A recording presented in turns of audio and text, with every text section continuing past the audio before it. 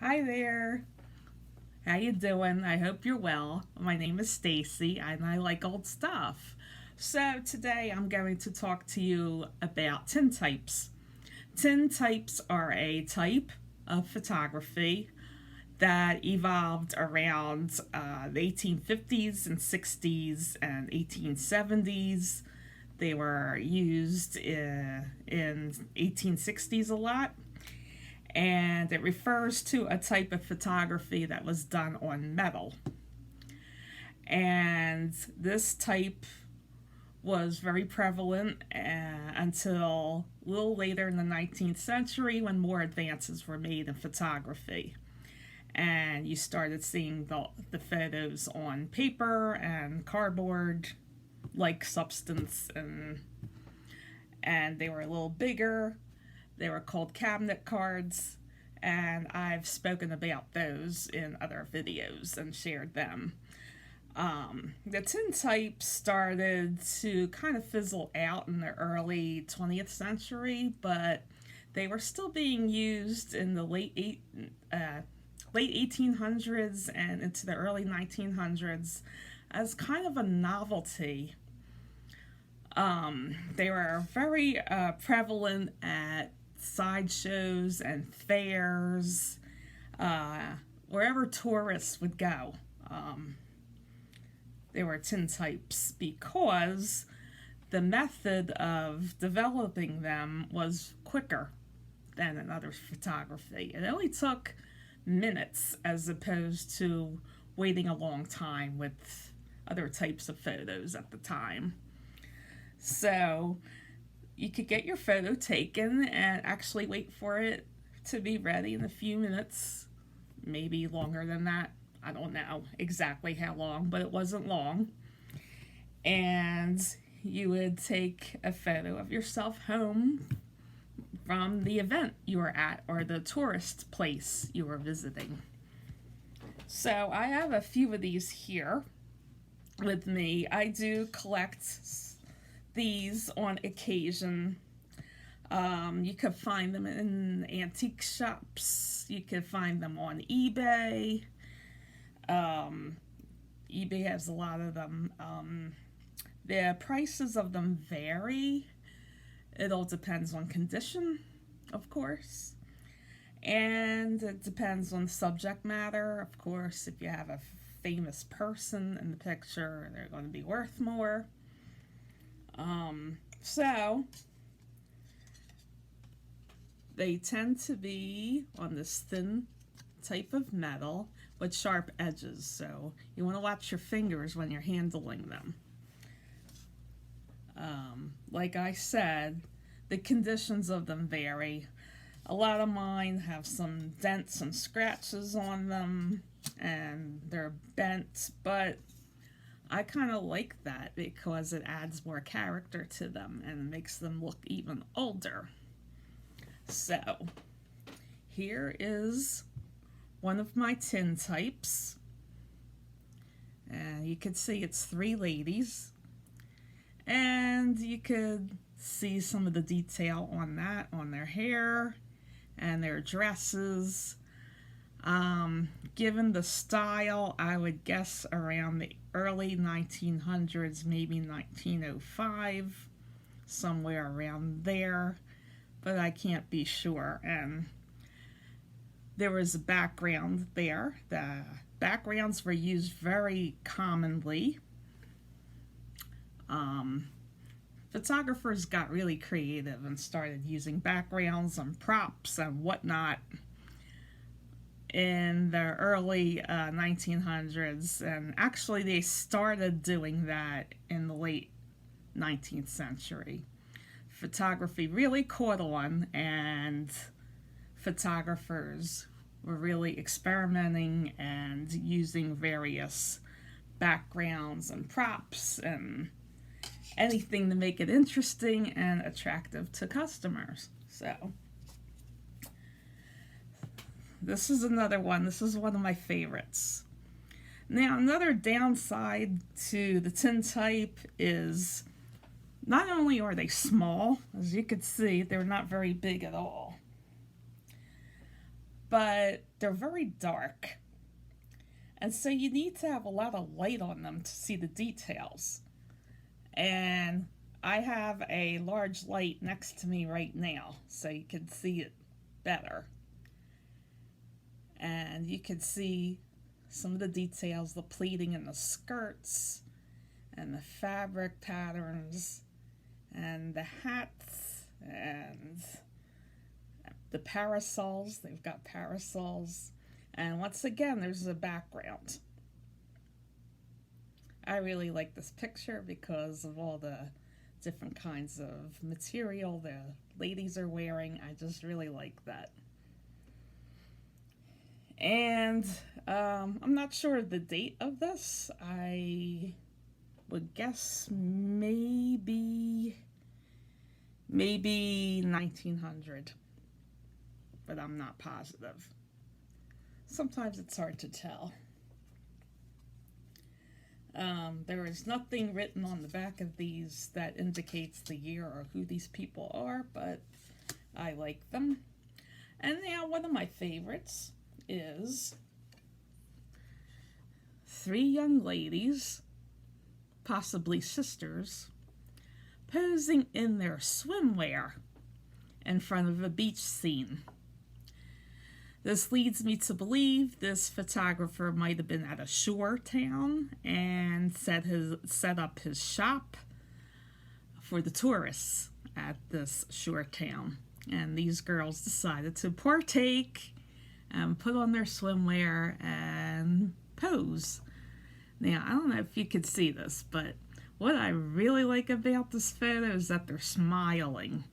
And you don't see too much of smiling in old photographs because it took a long time for the shot to take, and they had to hold still, and it's hard to hold a smile for a long amount of time. But they look very happy, and I love the swimsuits of that era. They're wearing wool. The swimsuits of that time were made of wool. They wore wool stockings, and everything was covered up. You couldn't see anything. And most of them, a lot of them look like this style, kind of like a sailor suit kind of style, because you were going to the beach, you were going to the water. We see kind of a throwback to this kind of thing today. I'm seeing swim skirts and swim dresses even. Not quite exactly like this, and of course I don't think those stockings will ever come back, but people are covering up now.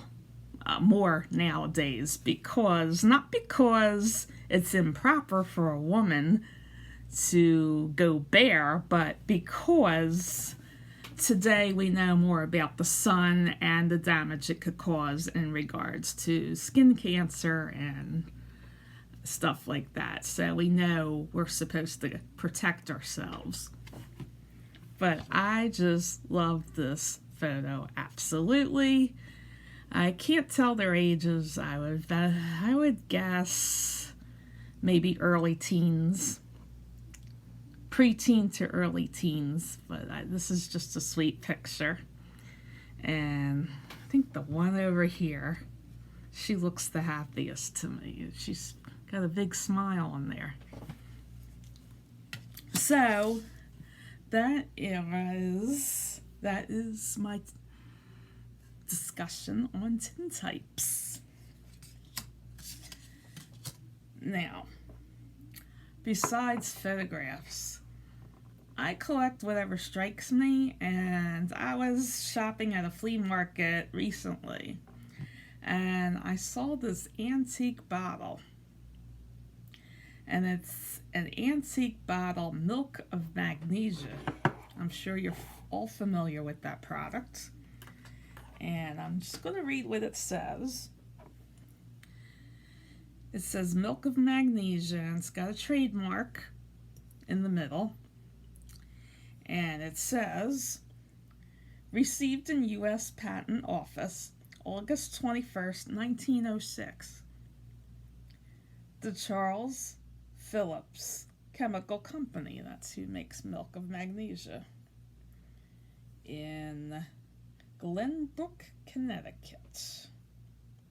So, this product has been around since 1905, or 1906 rather. It's in pretty good shape, and at the bottom are is a stamp. It's stamped with the numbers, and it's stamped USA. It's made in the USA. And you can actually look up the bottle that you buy, Google the description and the markings on the bottle, and it will tell you if it's valuable or not. Now, this isn't really too valuable. I bought it for $10. And I've seen them on eBay range in price from $10 and above, even a couple $100. Now, it all depends, like I said, on the condition. That's always a big one. If it's in mint condition, of course, it's going to be more expensive.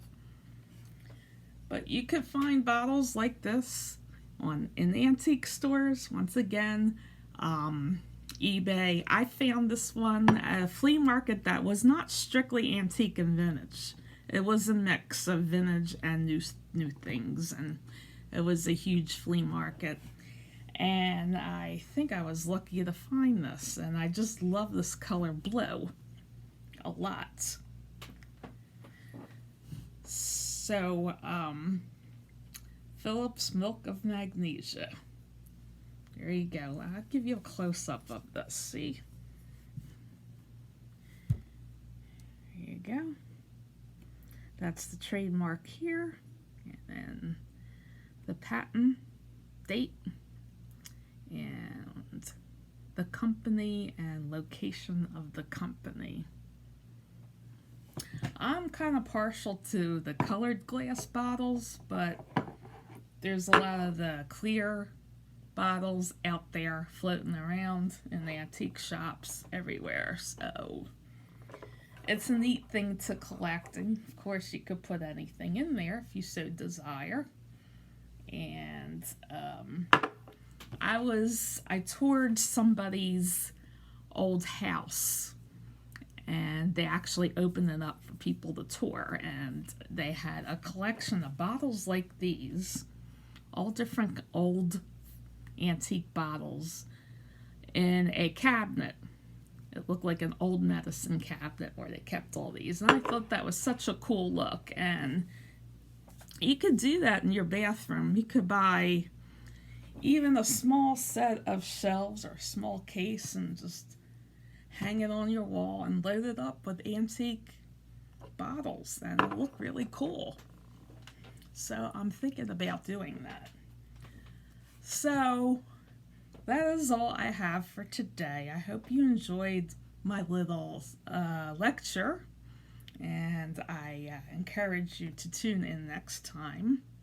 And remember to share your collectibles with people, no matter what they are. Share them. If you keep them to yourself and nobody sees them, that's kind of pointless. Your collection is a museum, and people should see your museum. And you should be very proud of your museum. Till next time, thank you very much. Bye.